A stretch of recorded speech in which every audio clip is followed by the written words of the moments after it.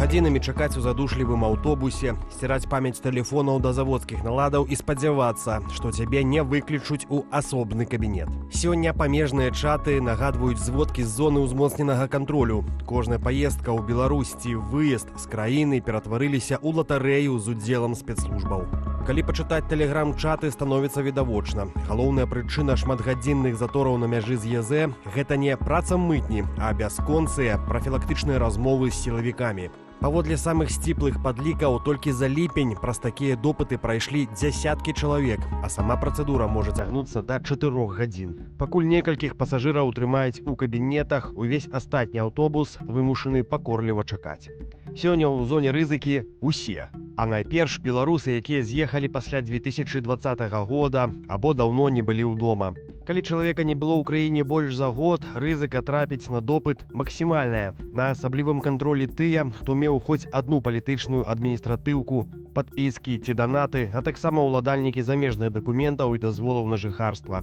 Сілавікоў цікавяць наяўнасць іншага грамадзянства, польскіх карт попыту і рэальныя мэты паездкі. Галоўны аб'ект увагі сілавікоў – смартфон. КДБшнікі вывучаюць падпіскі, лайкі, фотагалерэю, перапіскі і нават перапісваюць нумары імэй. Падставай для затрымання можа стаць што заўгодна. Стары каментар ці незадэклараваная тэхніка. Бываюць выпадкі, калі людзей затрымліваюць проста за спрэчку з кантралёрам. Калі на заходніх пунктах пропуску беларусы да праверак ужо горка прызвычаіліся, то на ўсходнім кірунку пачынаюцца працэсы, якія цалкам ламаюць старыя маршруты. Гадамі мяжа з Расіяй лічылася форткай. Тыя, каму пагражаў арышт у Беларусі, выязджалі праз расійскія аэрапорты. Цяпер гэты транзітны хаб імкліва зачыняецца. Спецслужбы дзвюх краін завяршаюць сінхранізацыю базы звестак. Кантроль на дарогах узмацняецца. Цяпер паміж Беларусю і Расіяй усё часцей спыняюць транспарт, правяраюць пашпарты і звяраюць звесткі пасажыраў з адзіным спісам вышуку. Праваабаронцы перасцерагаюць, прастора паміж Менскам і Масквой канчаткова ператвараецца ў супольны лічбавы перыметр.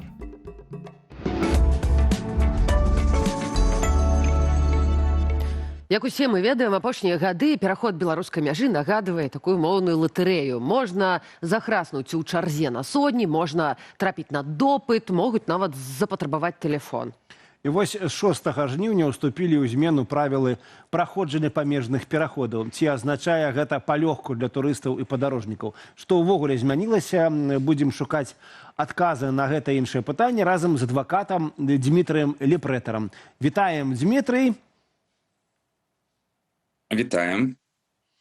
Да, ну і вось паводле новых правілаў цяперака менавіта памежнікі змогуць праводзіць поўнае агляданне. Да гэтага, гэта маглі рабіць толькі мытнікі. Чаму і навошта пашырылі паўнамоцтвы менавіта памежнікаў? Ну вось чаму і навошта, гэта асноўнае пытанне, таму што любое абмежаванне права, яно павінна мець нейкую мэту. То бок агляды рэчаў і асабістыя агляды людзей гэта была прэрагатыва заўсёды мытнага камітэту. І гэта было зразумела, таму што мэта мытнага камітэту гэта недопуск забароненых тавараў на тэрыторыю Рэспублікі Беларусь. Я маю на ўвазе любыя рэчы забароненыя ці абмежаваныя ў абароце, ці сплата мыта за правоз на тэрыторыі Беларусі тых ці іншых тавараў і вось гэтак далей. І таму такія дасмотры рэчаў і асабістыя дасмотры яны былі абгрунтаваныя. Асноўная мэта памежнага камітэта гэта перш за ўсё ахова дзяржаўнай мяжы і таксама кантроль перасячэння гэтай дзяржаўнай мяжы з боку людзей. І навошта ім даглядаць гэтых людзей? Так, яны маглі даглядаць транспартныя сродкі, таму што там маглі хавацца людзі і перасякаць мяжу не па ўстаноўленай працэдуры. А вось навошта аглядаць людзей, для мяне гэта незразумела. Я лічу, што гэта парушэнне стандарта, абмежаванае права без мэты.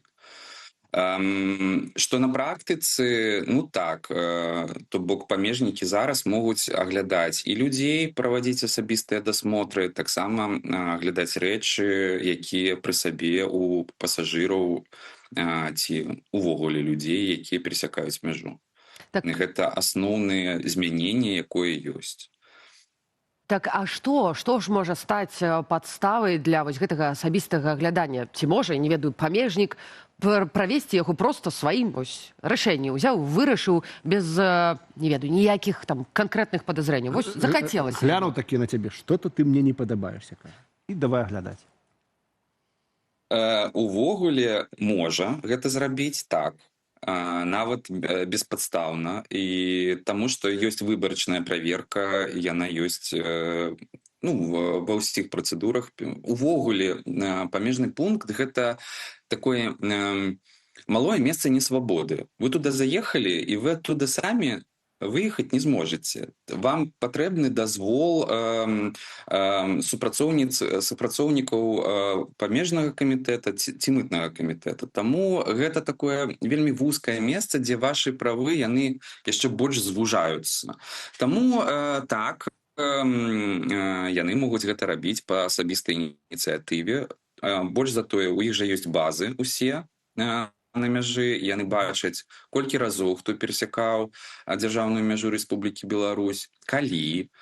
І зараз у зоне рызыкі тыя, хто даўно не ездзіў на радзіму з 2020 года.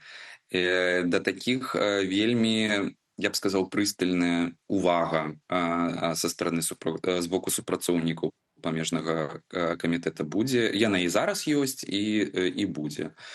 І больш за тое, на мяжы працуюць не толькі памежны камітэт і мытны камітэт, там досыць багата службаў працуе, і ад камітэта дзяржаўнай бяспекі і да фітасанітарнага кантролю. І ўсе яны маюць свае паўнамоцтвы, якія так ці інакш закранаюць вашы правы. То бок гэтыя нагляды, тое, што далі дазвол аглядаць непасрэдна памежнаму камітэту, супрацоўнікам памежнага камітэту, на мой погляд, гэта абмежаванне неправавое, то бок гэта парушэнне права. Дмітрый, давайте акурат пра правы. Вось як на практыцы з пункту гледжання менавіта права мусіць адбывацца такое агляданне? Ці павінен складацца пратакол, ці мае права чалавек даведацца прычыну і даведацца вынік праверкі. Вось як сябе паводзіць, каб ўсё-такі адстойваць свае права, наколькі гэта магчыма?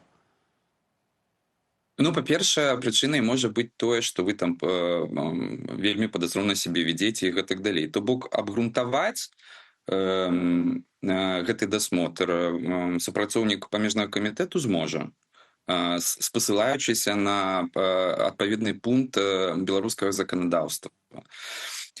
Так, павінен састаўляцца пратакол, больш за тое, пры асабістых даглядах патрэбны панятыя таго ж пола, гендера, як і асоба, якую яны даглядаюць. Так, ўсё гэта фіксуецца пратаколам, і гэты пратакол падпісваецца і панятымі, і самім чалавекам, якога даглядаюць.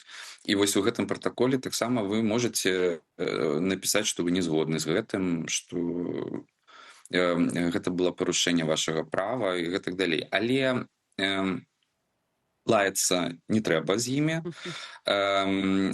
казаць нешта громка не трэба, трэба карэктна з імі пытацца, што адбываецца, чаму вы вырашылі гэта рабіць і гэтак далей. То бок у такую спрэчку эмацыйную уступаць я не раю. Але вось высветляць больш карэктна можна, і больш за тое ўсё гэта фіксуецца, і таму пасля перасячэння мяжы вы можаце гэтыя рашэнні, гэтыя дзеянні таксама абскардзіць у памежным камітэце, спасылаючыся на то, што не было абставінаў, якія б казалі пра тое, што гэтыя асмотры яны неабходныя. Цікава, ці былі ўжо такія выпадкі, але я хацела на іншую тэму, балючую для мяне. Тэлефон. А вось што цяпер змянілася ў правілах іх выкарыстання ў пунктах пропуску? На ваш погляд, чаму забаранілі карыстацца гэтымі мабільнымі прыладамі? І чаго нам ужо далей баяцца? Ці ёсць чаго? Яшчэ болей. Мангую, што баяцца тик-току. Што там з тэлефонамі на мяжы? Так, забаранілі, калі раней у заканадаўстве была забарона на тэлефонныя званкі, Ну, зараз відавочна, што ніхто не тэлефануе, не карыстаецца смартфонамі як трубкай, па якой звоняць.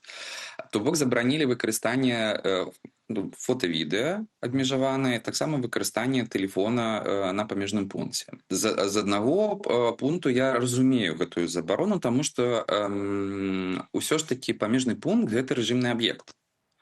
То бок там працуюць досыць багата службаў, і карыстанне тэлефонам патэнцыйна можа замінаць. Але вось такая татальная забарона на карыстанне тэлефонам, я нават не ведаю, як яны будуць гэтую татальную забарону правяраць. То бок ты сядзіш на мяжы у тэлефоне, чакаеш, калі ўсе пройдуць пагранічны кантроль ці мытны кантроль. Што ты робіш? Сядзіш у тик-току. І будуць далей людзі таксама сядзець у тик-току. Будуць яны падхадзіць і казаць, што забаронена, вось забаронена, не карыстайцеся. Людзі гэта ж людзі. Людзі будуць чытаць кніжкі. Так сабе. Спадзявацца. Дмітрий, а вось давайте пра заходнюю мяжу зразумела, там ўсё кругом пазакрывана, і так і памежны, і мытны кантроль. А вось што будзе адбывацца на мяжы з Расіяй? З увагі на тое, што там фактычна няма звычайнага памежнага кантролю, вось як на гэтай вонкавай мяжы. Ці могуць новыя паўнамоцтвы беларускіх памежнікаў прымяняцца і там? Заехаў на Беларусь, нельзя. Паўнамоцтвы беларускіх памежнікаў могуць прымяняцца там, дзе ёсць памежны пункт, і там, дзе ёсць іх дзялянка, на якой яны працуюць.